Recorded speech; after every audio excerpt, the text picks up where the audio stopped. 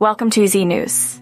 Today, we're diving into the latest political developments in Pakistan. The government has taken a significant step by forming a committee to investigate the violent incidents that unfolded on May 9, 2023. Directed by Prime Minister Anwaar-ul-Haq Kakar, the committee aims to identify the masterminds, orchestrators, facilitators, and executors behind the attacks on military installations. With a strict deadline of 14 days, the committee is mandated to submit a comprehensive report outlining the immediate and long-lasting impacts of the May 9th incidents.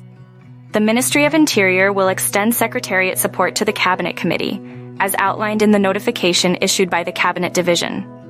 Notably, Imran Khan and others were charged with criminal conspiracy in connection with the May 9th riots, with 9 additional sections related to treason included in the challans for cases of vandalism and violence.